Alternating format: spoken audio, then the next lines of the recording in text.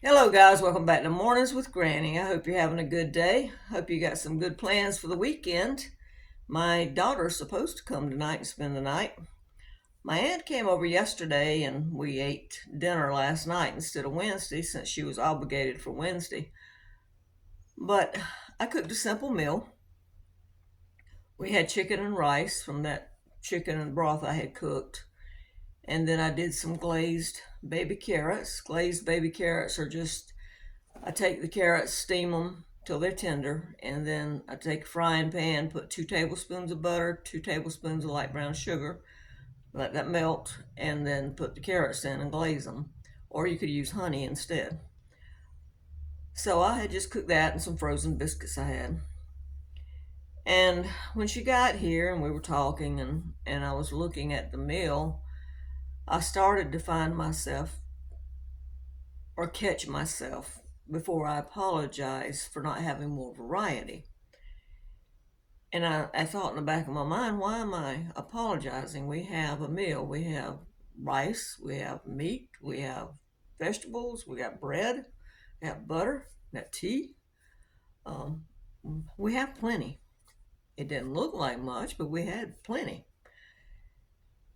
And that got me thinking about how many times do we not invite someone over because we feel like we're not a good enough cook?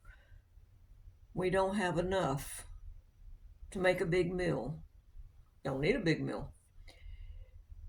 The house is not clean enough.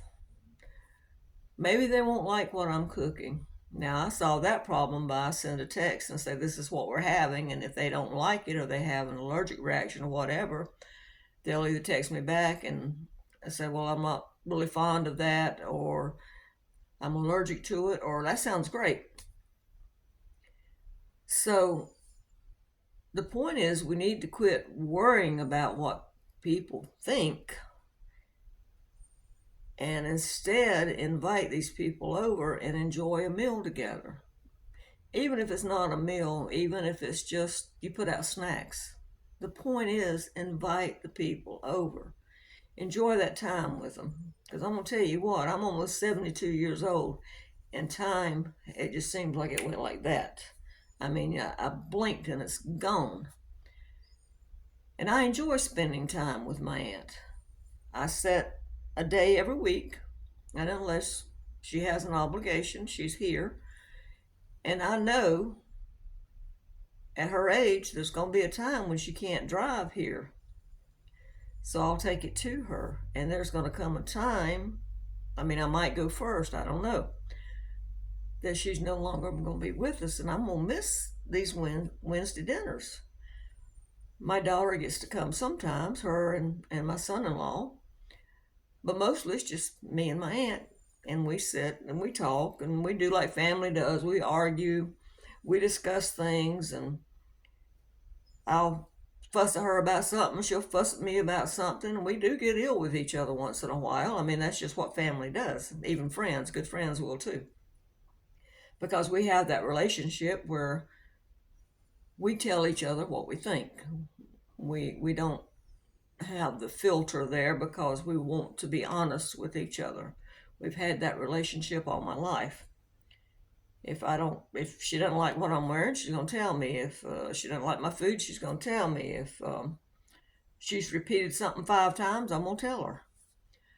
So we just have that relationship. It's a good relationship, and we discuss all kinds of things. We talk about family. We talk about the past. We talk about um, prices, vacations, the Bible, the news, programs on TV. We talk about all kinds of things, and I enjoy that. We jump from one subject to the other, and I enjoy that. Or we might be talking, and one of us butt in and say, oh, that reminds me, because we don't say it while we're thinking it, we'll forget it.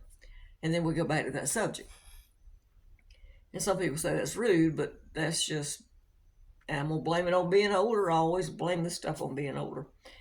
But that's just the way we are, because if we don't say it right then, say, oh yeah, remind me to blah, blah, blah, or I forgot to tell you so and so. Now go back to what you were talking about. But we enjoy the company, is what I'm saying. And I miss when my daughter was here because we had more Bible discussions, because at that time she was teaching on Revelation. And so we had a lot of good conversations, and my aunt was able to get in on some of that stuff. But I found a Bible verse, and I want to read this to you. It's in Proverbs, and this is the New King James. And the Bible verse is Proverbs 15:17. It says, "Better is a dinner of herbs where love is than a fatted calf with hatred." In other words, what it's saying is it's better to sit down to a bowl of lentils or beans and rice or vegetable soup and cornbread with someone you love than to have the finest steak dinner with someone you barely tolerate. If I had a choice, if you said, "I'm gonna give you a choice, I'm gonna take you to the finest steak restaurant, and I love steak, tonight, and I'll buy you the highest priced steak there, or I could have vegetable soup with my aunt," I would take the vegetable soup with my aunt than go to a meal with a person that I could barely tolerate. Now, if it's a person that I enjoyed spending time with, we're talking about a different story here. But we're talking about someone you love to someone you can barely tolerate. When I think of people like that, I just don't want to spend that much time with them. I'd rather sit down with my aunt or my mom or my kids and have a meal and enjoy the conversation, to be with someone where I have to worry about walking on eggshells while I'm with them.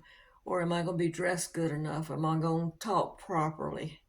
I mean, I'm just a old Southern woman, and I say what I think, and we talk the way we talk. That's just it. You know, a lot of people, I used to get made fun of when I worked at a warehouse store.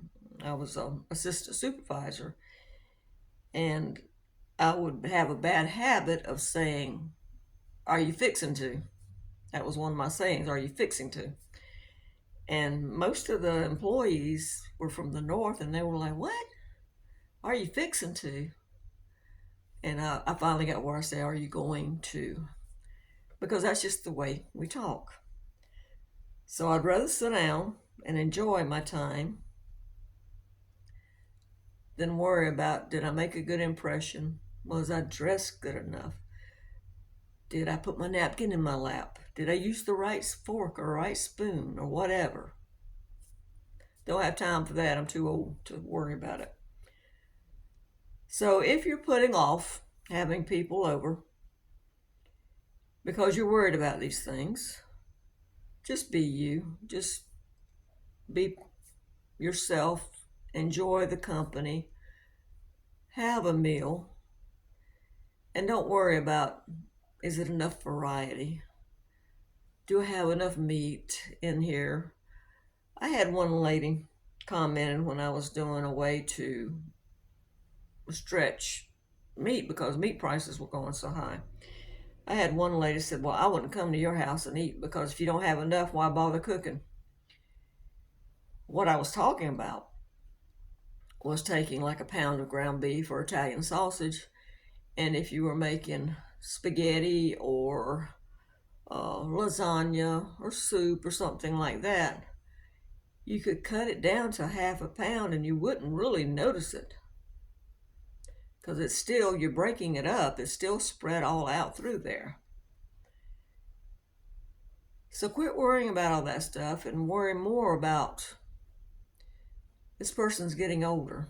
I don't get to see this person enough. I would like to sit down and talk to them. I miss the conversations we used to have.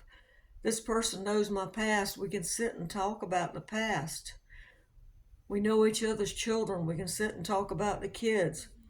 We like the same type of shopping. We could go talk about shopping and then maybe plan a day and go spend time together. We like the same TV programs. We could talk about the TV programs. My youngest daughter and I, we watch a lot of the same TV programs, so sometimes our texts are about TV programs because we watch the same ones. And then my older daughter, more of our texts are about um, prophetic events in the Bible, the things that are happening now, like over in Israel. We talk more about those type of things, and some shopping. We're not, neither one of us anymore are very big shoppers. In fact, I don't even like shopping anymore. But like I said, take the time, pick a day, and say, hey, okay, I'm gonna start cooking every Tuesday, or maybe every Sunday.